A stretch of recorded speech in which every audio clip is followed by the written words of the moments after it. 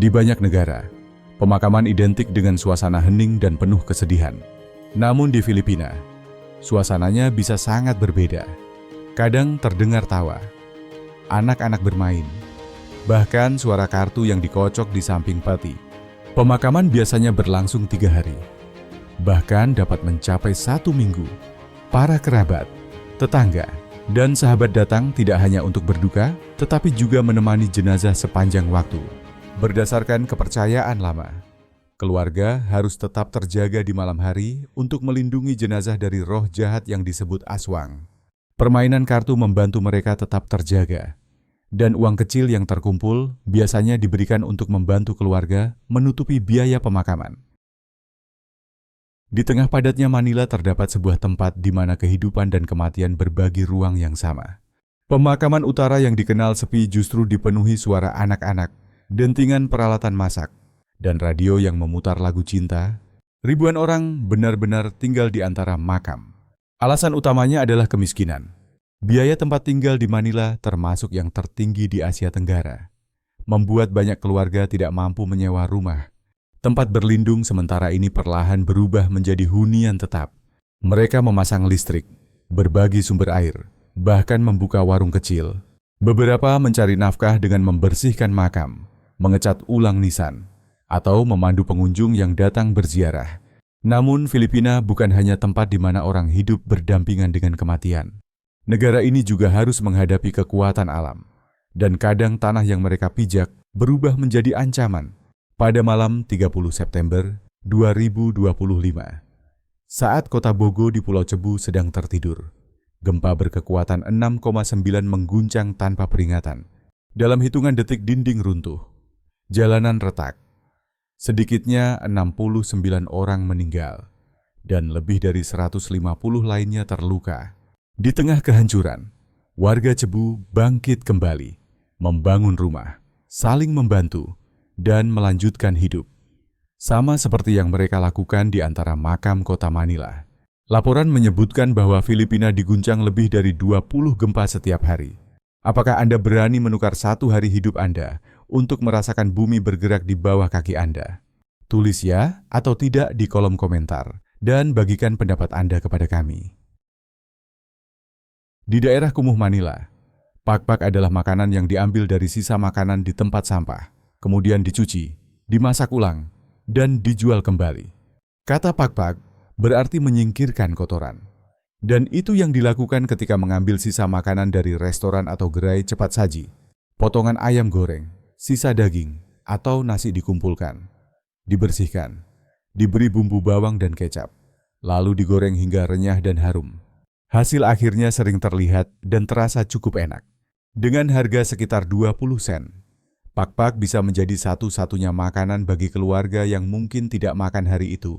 Petugas kesehatan tentu mengingatkan risikonya seperti bakteri dan penyakit. Tetapi bagi banyak orang miskin, pilihan mereka bukan antara pakpak dan makanan segar, melainkan soal bertahan hidup. Ada pepatah Filipina yang berbunyi, "Jika ada usaha, pasti ada hasil." Dalam semangat itu, pakpak menjadi contoh ketangguhan yang luar biasa. Jika Anda menonton sampai bagian ini dan pernah berkata, "Tunggu dulu saat melihat video ini," dukung kami dengan berlangganan dan menyalakan notifikasi. Antara tahun 2010 hingga 2018, Filipina memegang gelar yang tidak menyenangkan sebagai ibu kota sampah plastik Asia Tenggara. Negara ini sangat indah, namun selama bertahun-tahun pantai dan sungainya dipenuhi kantong plastik. Selokan tersumbat sachet sampo bekas, dan ikan mati tersangkut bungkus kopi instan.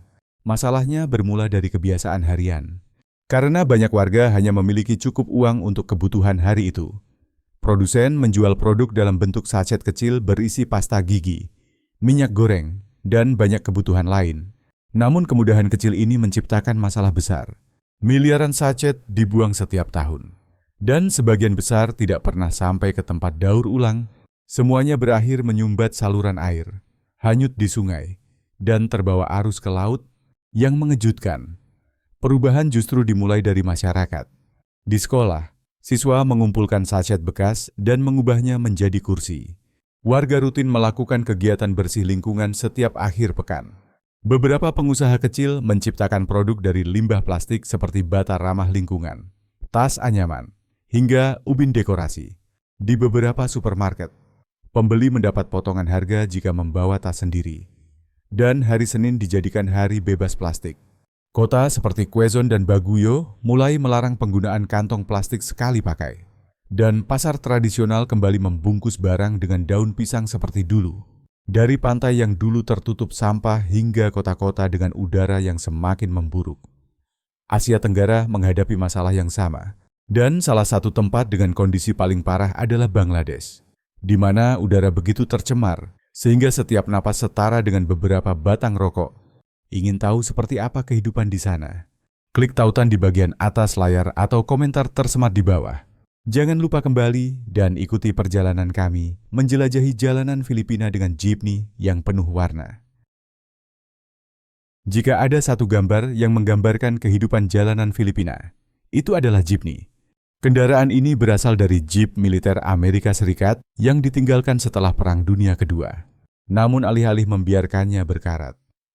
Warga Filipina melihat peluang, mereka memperpanjang bodinya, menambah kursi panjang, mengecatnya dengan warna mencolok, dan menghiasnya dengan lampu serta tulisan tangan yang berisi ayat agama hingga kalimat lucu. Setiap jeepney adalah karya seni yang berjalan.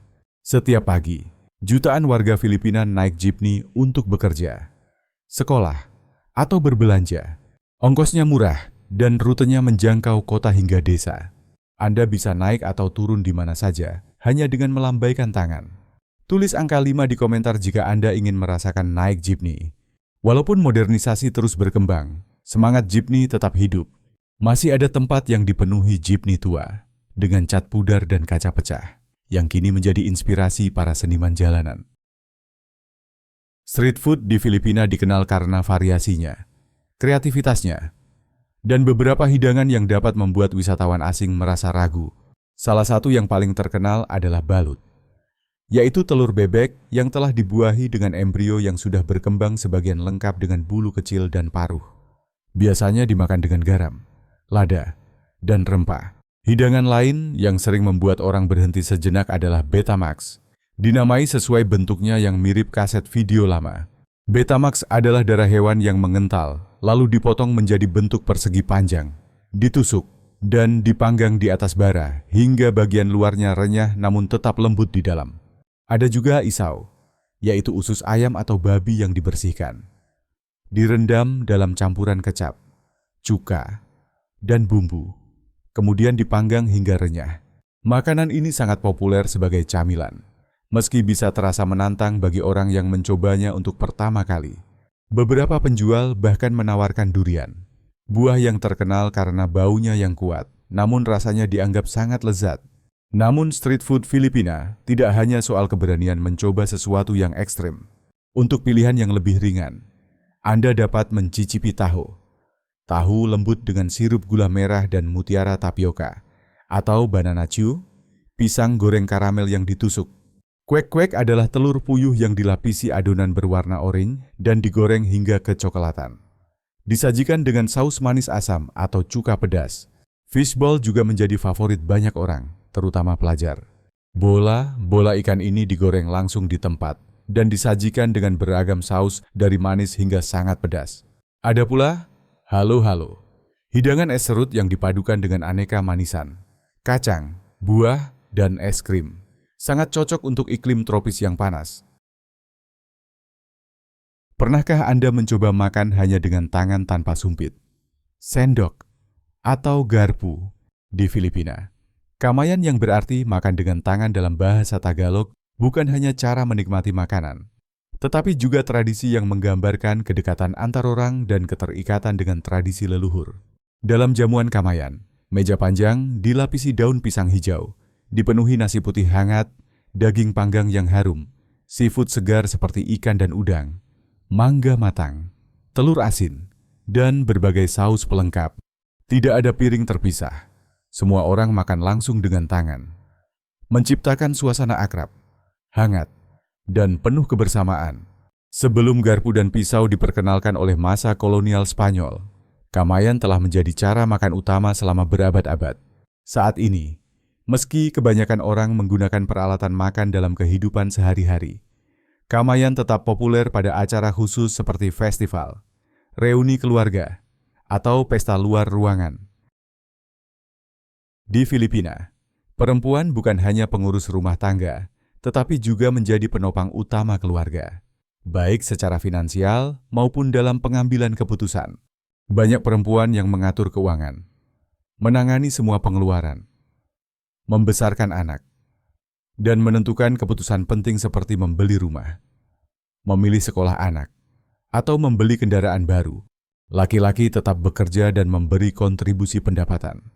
Namun mereka sering menyerahkan seluruh gaji kepada istri mereka, dengan kepercayaan bahwa istri lebih teliti dan lebih mampu mengatur kebutuhan keluarga untuk jangka panjang. Hal ini bukan paksaan sosial, tetapi berasal dari rasa percaya yang kuat serta pandangan bahwa perempuan lebih berhati-hati dalam mengatur kehidupan keluarga. Filipina sering disebut negara ratu kecantikan, tidak hanya karena banyaknya pemenang kontes kecantikan, tetapi juga karena banyak perempuan memiliki penampilan yang menonjol seperti orang Eropa atau Amerika. Karena bahasa Inggris menjadi bahasa kedua dan digunakan luas, semakin banyak perempuan Filipina yang berhubungan dan menikah dengan pria asing, terutama dari Amerika, Kanada, dan Eropa. Standar mereka tidak berlebihan. Mereka hanya menginginkan pasangan yang dapat dipercaya, menghargai mereka, dan mampu berbagi hidup sebagai mitra yang setara. Sebagai suku semi-nomaden, masyarakat Bajau tersebar di Asia Tenggara. Mulai dari Indonesia hingga Filipina dan Malaysia, mereka sering disebut pengembara laut karena sebagian besar hidup mereka dihabiskan di atas air sepanjang tahun. Dan sayangnya, banyak dari mereka tidak memiliki kewarganegaraan resmi di negara manapun. Tanpa memandang usia atau gender, anggota suku Bajau baik pria maupun wanita memiliki kecintaan besar terhadap menyelam. Mereka dapat menghabiskan hingga 8 jam sehari menyelam dalam, dengan kedalaman 12 hingga 15 meter secara rutin. Dan penyelam berpengalaman dapat mencapai kedalaman hingga 40 meter tanpa alat bantu napas. Beberapa orang menghabiskan hingga 60% waktu mereka di bawah air untuk mencari ikan, teripang, mutiara, dan hasil laut lainnya. Penelitian ilmiah menunjukkan bahwa tubuh orang Bajau telah beradaptasi selama beberapa generasi dengan kehidupan laut. Organ tubuh mereka berubah, seperti limpa yang lebih besar 50% dari ukuran rata-rata, membantu meningkatkan kapasitas oksigen dalam darah. Saat menyelam, detak jantung mereka melambat dan aliran darah terfokus pada organ penting, memungkinkan mereka menahan napas lebih lama. Seluruh kehidupan mereka terhubung dengan laut dan kegiatan menangkap ikan, menggunakan alat sederhana yang diwariskan turun-temurun. Selain mencari makanan, mereka juga menyelam untuk mencari teripang, mutiara, dan bulu babi yang dapat ditukar dengan beras, sayuran, dan kebutuhan dasar lainnya. Mereka telah hidup bergenerasi. Generasi sepenuhnya bergantung pada laut, tetapi tidak memiliki status resmi di negara manapun. Karena tidak memiliki kewarganegaraan, mereka tidak mendapatkan layanan sosial yang dinikmati warga biasa. Jika Anda berjalan di kota-kota Filipina pada tengah hari, Anda akan mudah melihat orang yang tidur siang di tempat umum. Dan hal ini dianggap normal serta dapat diterima. Dari sopir jeepney dan pekerja bangunan hingga pegawai kantor dan siswa, pemandangan orang tidur di bangku taman, trotoar, dalam kendaraan, atau di tempat kerja merupakan hal biasa. Tidur siang dianggap penting untuk memulihkan energi, terutama di negara dengan iklim tropis panas, jam kerja panjang, perjalanan yang melelahkan, dan aktivitas harian yang padat di negara berkembang. Banyak kantor tidak melarang karyawan tidur sebentar di meja mereka saat waktu istirahat atau ketika pekerjaan sedang tidak terlalu sibuk. Bagi mereka yang bekerja sejak dini atau bekerja malam, tidur singkat selama 15 hingga 20 menit menjadi cara utama untuk tetap fokus sepanjang hari. Setelah tidur siang singkat di tempat umum, Anda mungkin ingin menggunakan toilet. Dan inilah salah satu kejutan budaya ringan yang sering dialami wisatawan saat berkunjung ke Filipina. Di banyak toilet umum, warung makan sederhana, dan bahkan beberapa restoran besar, tisu toilet sering tidak disediakan. Sebagai gantinya, Anda biasanya menemukan ember plastik dan gayung untuk membasuh diri dengan air, yang disebut tabo di sini. Masyarakat lebih mengandalkan air untuk kebersihan pribadi daripada tisu. Meskipun hal ini dapat terasa asing bagi pengunjung dari negara yang selalu menggunakan tisu, namun kejutan tidak berhenti sampai di situ. Bahkan cara menamai barang sehari-hari bisa menimbulkan kesalahpahaman lucu bagi orang asing. Kata tisu digunakan untuk menyebut tisu dapur, tisu toilet, atau tisu makan. Sebaliknya, kata napkin dianggap sebagai produk kebersihan perempuan. Jadi, jika Anda masuk restoran dan berkata, "Bisa minta napkin?" Jangan heran jika staf sedikit bingung sebelum mengonfirmasi dengan ragu. Cara paling aman adalah langsung meminta tisu untuk menghindari situasi canggung yang tidak perlu. Jika Anda bertanya negara mana yang paling menyukai karaoke, Filipina hampir pasti berada di posisi teratas. Karaoke ada di mana-mana, mulai dari bar, restoran, lingkungan perumahan, rumah pribadi, pusat perbelanjaan, hingga trotoar pinggir jalan. Warga Filipina dapat bernyanyi untuk acara apa saja.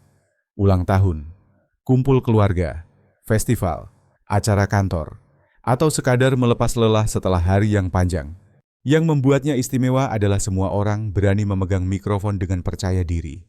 Tidak peduli seberapa baik mereka bernyanyi, tidak ada penghakiman atau rasa malu.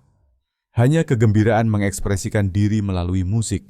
Namun karaoke di Filipina tidak selalu sekadar hiburan. Pernah ada masa ketika lagu My Way dari Frank Sinatra dibatasi atau tidak dimainkan di beberapa tempat karaoke karena sering memicu perselisihan dan ketegangan. Setelah mencoba berbagai street food dari yang unik hingga yang manis, Anda akan menyadari satu hal yang selalu hadir dalam setiap hidangan Filipina. Nasi selalu ada di meja makan. Baik sarapan, makan siang, makan malam, acara perayaan, atau camilan sederhana, hampir selalu terdapat sepiring nasi putih hangat. Beberapa menu sarapan bahkan memasangkan nasi dengan sosis, telur goreng, atau ikan kaleng. Di restoran cepat saji seperti Jollibee dan McDonald's, ayam goreng biasanya disajikan dengan nasi, bukan kentang goreng. Porsi nasi juga jauh lebih besar dari yang biasa dikonsumsi orang Barat. Beberapa orang makan 3 atau 4 mangkuk dalam satu kali makan. Nasi dapat dipadukan dengan daging panggang, ayam goreng, ikan kering, sosis, atau bahkan hotdog. Orang Filipina memiliki istilah untuk lauk pendamping nasi, yang disebut ulam. Bagi banyak keluarga, makan tanpa nasi terasa belum lengkap. Seberapa banyak pun hidangannya. Beberapa orang bahkan memakan nasi bersama mie atau roti. Bagi banyak orang asing dari negara barat yang terbiasa dengan kentang, roti, atau salad, kebiasaan ini bisa menjadi salah satu hal paling mengejutkan saat makan di Filipina. Sekarang, kita beralih dari kebiasaan budaya menuju salah satu daya tarik terbesar Filipina, yaitu pantai-pantainya yang luar biasa indah. Pertama, kita tidak bisa melupakan White Beach di Boracay, yang dikenal sebagai pantai impian dengan pasir putih halus seperti tepung dan air laut jernih yang berubah dari biru muda menjadi biru tua. Boracay juga dikenal sebagai tujuan wisata mewah dengan banyak fasilitas berkualitas tinggi, termasuk resort dan hotel kelas atas untuk wisatawan internasional. Di sepanjang pantai terdapat restoran seafood eksklusif yang menawarkan pemandangan laut yang indah dan menyajikan hidangan segar dalam gaya Filipina maupun internasional. Kehidupan malamnya juga sangat hidup, dengan bar dan klub pantai yang menjadikannya tempat ideal bagi wisatawan yang ingin bersantai atau berpesta. Jika Boracay terasa terlalu ramai, Nachpan Beach di El Nido menjadi pilihan bagi mereka yang mencari ketenangan dan keindahan alam yang belum tersentuh. Pantai sepanjang 4 km ini memiliki pasir keemasan, air biru jernih, dan suasana santai. Pengunjung dapat beristirahat di hemok antara pohon kelapa, menikmati air kelapa langsung dari buahnya, atau menonton matahari terbenam yang mengubah langit menjadi warna jingga dan merah muda. Banyak wisatawan yang mengatakan bahwa berada di Nachpan terasa seperti berada di pulau terpencil yang indah. Jauh dari keramaian dunia modern, ada juga Hidden Beach di El Nido, sebuah pantai tersembunyi yang benar-benar, sesuai dengan namanya, dikelilingi tebing kapur tinggi yang menjulang dari laut. Tempat ini hanya dapat dicapai dengan kayak atau berenang melalui celah sempit di antara bebatuan, perjalanannya sendiri terasa seperti sebuah petualangan. Manila bukan hanya ibu kota Filipina, tetapi juga kota yang menggambarkan keberagaman negara ini. Sebagai salah satu kota terpadat di dunia, dengan kepadatan sekitar 42.000 orang per kilometer persegi, Manila menunjukkan perpaduan jelas antara kehidupan modern dan tradisional. Gedung-gedung tinggi berdiri di atas jalanan sibuk, berdampingan dengan pasar padat yang dipenuhi pedagang yang memanggil pelanggan di tengah hiruk-pikuk kendaraan. Jalanan kota dipenuhi bus, taksi, dan jeepney berwarna cerah yang menjadi ikon budaya Filipina. Kehidupan sehari-hari di Manila memadukan masa lalu dan masa kini. Pada pagi hari, Anda mungkin melihat orang pergi ke gereja, sementara pedagang menyiapkan makanan seperti taho, balut, dan isau. Pusat perbelanjaan besar seperti Mall of Asia, Greenbelt, dan SM Mega Mall menarik banyak pengunjung. Sementara pasar tradisional seperti Divisoria terkenal karena menjual berbagai barang dengan harga sangat murah. Saat malam tiba, Manila berubah menjadi kota penuh warna. Dari bar modern dan klub besar hingga pasar malam yang ramai, selalu ada sesuatu yang bisa dinikmati. Bagi pencinta suasana mewah, Bonifacio Global City atau Makati menawarkan bar rooftop seperti The Penthouse 8747 dan Sky Deck View Bar yang menyuguhkan pemandangan kota sambil menikmati minuman malam. Untuk pengalaman lebih lokal, daerah seperti Malate dan Poblacion dipenuhi bar kecil dan tempat hiburan yang menampilkan suasana malam khas Filipina. Hal yang paling istimewa dari Manila adalah penduduknya. Orang Filipina dikenal ramah dan menyambut siapa saja. Ketika seseorang mulai bernyanyi karaoke, semua orang langsung merasa seperti keluarga. Suasana inilah yang menjadikan Manila masuk dalam daftar 13 kota terbaik untuk kehidupan malam di dunia menurut majalah internasional Time Out. Kenangan Anda tentang Manila akan tetap membekas jauh setelah Anda pulang. Kita baru saja menjelajahi 15 fakta menarik tentang kehidupan nyata di Filipina. Mulai dari pemakaman penuh permainan kartu hingga suku penyelam laut. Dari perubahan sampah plastik hingga kecintaan luar biasa pada nasi. Setiap fakta menunjukkan sesuatu yang lebih dalam tentang budaya Filipina, yaitu ketangguhan, kreativitas, dan rasa kebersamaan yang menjadi ciri masyarakatnya. Jika fakta-fakta ini membuat Anda terkejut, terinspirasi, atau ingin tahu lebih banyak tentang negara yang luar biasa ini, tulis di komentar fakta mana yang paling mengejutkan Anda. Pernahkah Anda mengalami hal serupa di negara Anda atau saat bepergian? Kami ingin mendengar cerita dan tanggapan Anda. Jika Anda menonton sampai akhir, kami senang mengetahui Anda menikmati video ini. Tekan tombol suka agar kami tahu konten ini bermanfaat. Dan jika Anda menonton melalui ponsel, jangan lupa menekan tombol hype di bawah. Hanya butuh beberapa detik, tetapi dapat membantu video ini menjangkau lebih jauh. Terima kasih telah menonton. Dan sampai jumpa di petualangan berikutnya. Terima kasih sudah menonton. Kalau video ini lucu atau bermanfaat, jangan lupa like, subscribe, dan nyalakan loncengnya agar tidak ketinggalan video baru. Sampai jumpa di video berikutnya.